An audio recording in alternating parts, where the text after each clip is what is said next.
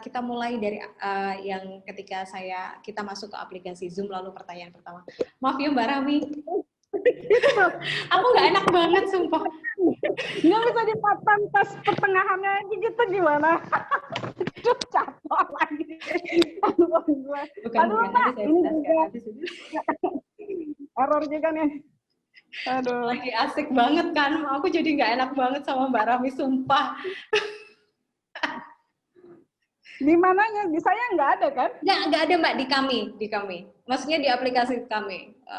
Karena ini kan harus terhubung dengan beberapa perangkat di komputer untuk besok itu.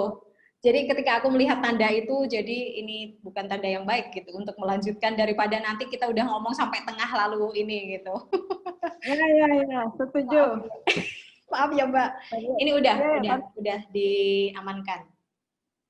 Udah, lanjut lagi. Sorry. Bismillah. Sorry.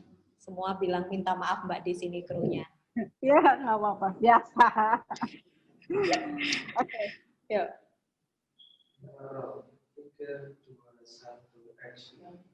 Ya pemirsa, kita akan berbicara bersama Mbak Rahmi melalui aplikasi Zoom. Halo Mbak Rahmi, apa kabar?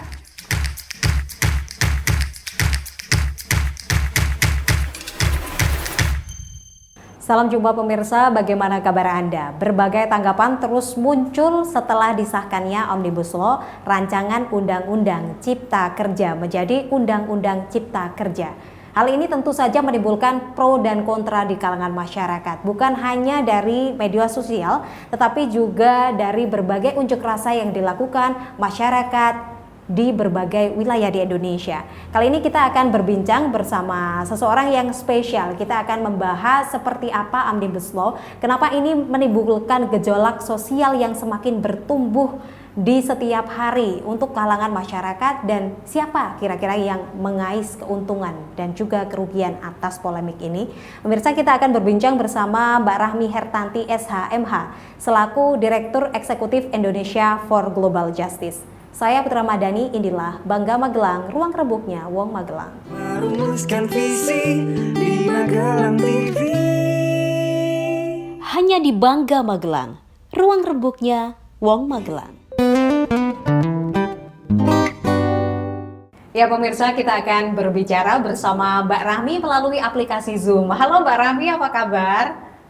Halo Mbak, Alhamdulillah baik, sehat. Alhamdulillah. Mbak Rahmi, apa nih yang menyibukkan di hari-hari ini, sosok Mbak Rahmi ini?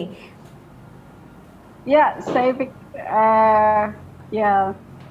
Omnibus Law ya yang berseliweran di sosial media, di TV tentu banyak menyita waktu kita ya untuk membaca dan mencari dan menggali informasi yang benar. Itu yang saya pikir kesibukan hari ini. Iya. Seperti kita ketahui ya Mbak Rahmi, ternyata di masyarakat sendiri gejolak ini semakin tinggi gitu, semakin tumbuh gitu dari hari ke hari. Penolakan dari berbagai kalangan, baik itu langsung unjuk rasa ataupun menyuarakan melalui media sosial. Tetapi sebenarnya di masyarakat sendiri ketika kita melakukan sedikit survei kecil, ternyata tidak semua paham gitu apa sebenarnya Omnibus Law, atau kemudian seperti apa yang mereka harapkan ketika mereka harus menyuarakan ketidaksetujuan, penolakan, tetapi sebenarnya mereka sendiri tidak paham apa yang sebenarnya harus mereka lakukan. Tentu saja kita tidak bisa menyalahkan atas apa background atau kapasitas mereka dalam memahami sesuatu ya, Mbak Rahmi. Ya, saya pikir saya sepakat ya dalam hal ini. Informasi kuncinya itu adalah informasi dan transparansi kepada publik. Itu yang hari ini seharusnya dilakukan oleh pemerintah dan dpr. Kenapa? Kami ketika kita bicara soal suatu proses pembuatan undang-undang nasional kita, kalau memang klaimnya adalah kesejahteraan rakyat, saya pikir karena Dewan Perwakilan Rakyat adalah betul-betul menjalankan kedaulatan rakyat, tentu partisipasi publik dan transparansi kepada publik menjadi kunci dari proses-proses yang harus dilakukan secara demokratis bagi bangsa kita. Bagaimana hari ini kita melihat bahwa pemerintah dan DPR ternyata belum secara baik jalankan prinsip tata kelola pemerintahan yang baik ya, dalam konteks transparansi, itu yang pada akhirnya membuat banyak sekali disinformasi yang kita dapatkan di publik gitu ya, sehingga publik sendiri juga bingung hari ini harus bagaimana menyikapi informasi yang beredar. Jadi jika hal ini tidak ditangani oleh pemerintah tidak mengambil sikap secara tegas dan DPR RI gitu ya, segera melakukan transparansi, membuka teksnya kepada publik, tentu kepercayaan politik ataupun kepercayaan publik kepada pemerintahan dan DPR RI akan menurun. Saya pikir itu salah satu persoalan yang hari ini kenapa masyarakat secara luas berbondong-bondong menolak Omnibus Law.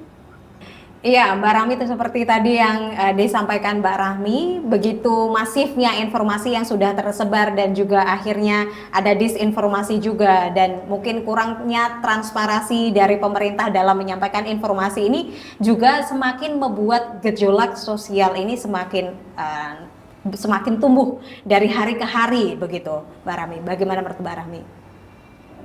Ya, ini juga menjadi polemik juga, artinya dengan berkembangnya informasi dan teknologi ya, sebenarnya hari ini masyarakat sangat mengandalkan sosial media sebagai informasi kuat. Tentu tidak cukup hanya direspon, yang menurut saya sekali lagi pemerintah merespon hal ini dengan bentuk tindakan-tindakan yang represif. Kenapa? Misalnya, ketika pemerintah bicara berita palsu atau hoax hari ini, saya pikir tidak bisa pemerintah kemudian menyikapi beredarnya informasi itu hanya dengan membuat satu sampel bahwa mereka menyebarkan hoax. Kunci dan sumbernya itu sebenarnya dari siapa? Saya yakin jika pemerintah transparan sejak awal, jika pemerintah mempublish teksnya sejak awal, cerita soal berita palsu dan hoax ini tidak akan terjadi. Semua bisa dijawab dengan merujuk ke kebenaran itu. Sekarang gini, informasi yang cukup resmi dipublish oleh pemerintah itu kan yang zero draft ya.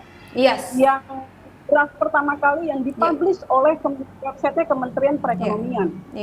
Semua masyarakat semua merujuk ke sana, membaca ke sana. Saya yakin apa yang diteriakan oleh buruh, petani, teman-teman nelayan dan teman-teman aktivis lingkungan dan lain sebagainya, mereka merujuk pada draft resmi tadi. Betul. Ya, kalau kemudian pemerintah menjawab itu dengan informasi yang sekali lagi tidak bisa diakses oleh publik, tentunya menjadi pertanyaan. Kalau misalkan soal transparansi ini harus dijawab dan direspon dengan represivitas pemerintah terkait dengan berita palsu, saya pikir ini juga tidak menjadi tepat. Gitu. Tapi bagaimana respon-respon ini harus dijawab dengan tata cara transparansi yang baik. Kalau memang perlu mempublishnya di sebuah website resmi pemerintah dan DPR RI, kenapa tidak? Tidak ada yang menyalahi aturan. Omnibus Law ini kan satu bentuk baru bagi tata peraturan perundang-undangan kita di Indonesia. Kita tidak pernah punya sebelumnya. Jadi seharusnya yang dilakukan oleh pemerintah dan DPR RI sebelum disahkan adalah membuka dulu ke publik. Ada tidak keberatan terhadap hal itu, sehingga kita bisa membandingkan antara zero draft dengan draft naskah yang akan disahkan. Betul. Jadi sekarang buruh bilang A, kemudian pemerintah bilang B, tapi mana yang harus kita rujuk? Dokumennya angkanya semuanya berubah dari 900 ke 1000 berapa menjadi 1000. Ini kan jadi dagelan gitu. Betul. Jadi kalau mau kita sikapi ini dengan cerdas, ya, dengan cara-cara kepemimpinan yang baik, bukan. Kenapa tidak buka kan? Benar sekali. Jadi dagelan. Nah, saya suka sekali kata-kata Mbak Rahmi hari ini. Nanti kita lanjutkan Mbak Rahmi, kenapa hal ini dan juga ada hal-hal menarik ya, di mana di tengah pandemi, lalu ini kemudian dimunculkan juga, lalu siapa sebenarnya pihak yang mengais keuntungan ataupun kerugian ketika ini kemudian disahkan. Pemirsa, kita akan kembali sesaat lagi, jangan beralih dari tempat duduk Anda.